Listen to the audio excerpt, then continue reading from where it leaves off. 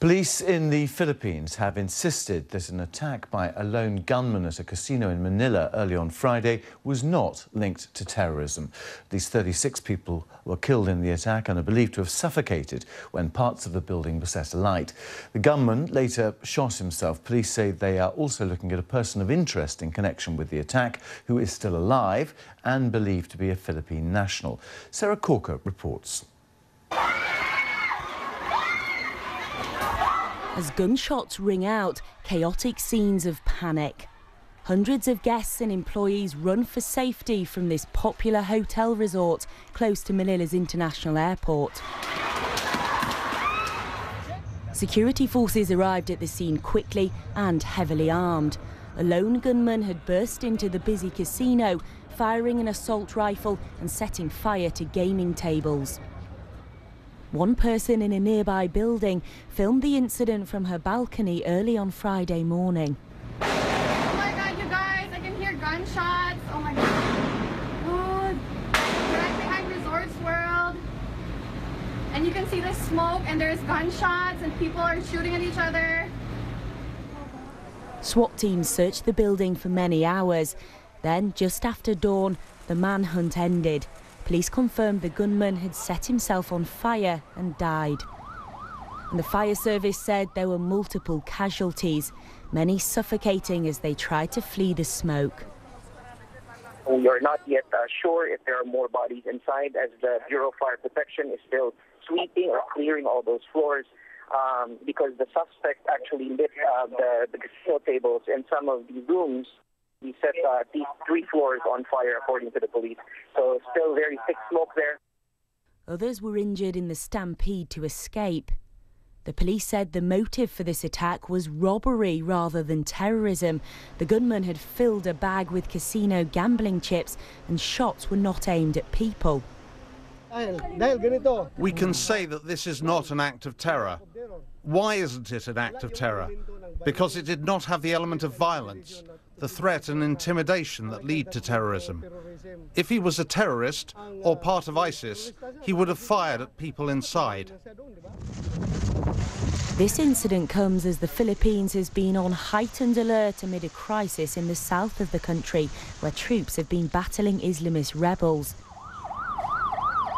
Back in the capital, at least 54 people have been treated in hospital.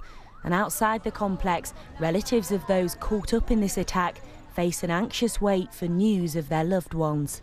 Sarah Corker, BBC News. Well, the casino attack in Manila comes as the government fights an insurgency by militants linked to Islamic State in Mindanao, that's in southern Philippines. Initial concerns had been that the two were linked. President Duterte says he has long warned of Islamic State's imminent arrival in his country.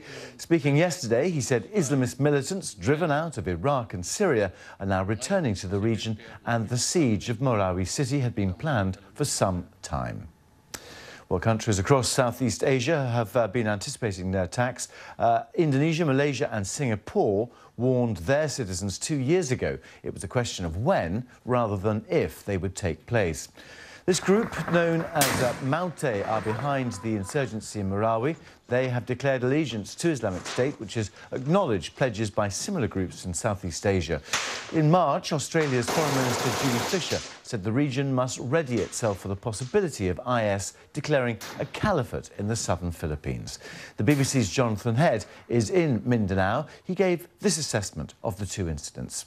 This country is on very heightened alert. There is a prolonged battle going on here down the southern Philippines between the security forces and a group that has aligned itself with so-called Islamic State and has been holding the city of Marawi for more than a week now. Really fierce battles, airstrikes. With all of that, the whole of the country is on heightened alert, expecting a terrorist attack. I think we need to wait and see what their investigation is before any conclusions can really be firmly brought to this. What his motives are, because he killed himself, that's a mystery too. What I can say is that there are good reasons for the Philippines to be on heightened alert for a real terrorist attack.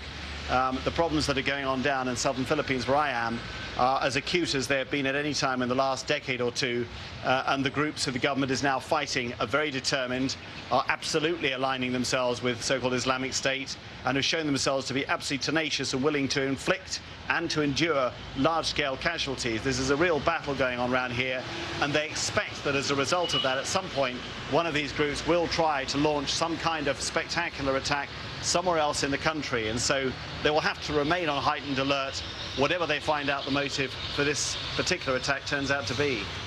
Jonathan Head reporting. You're watching GMT on BBC World News.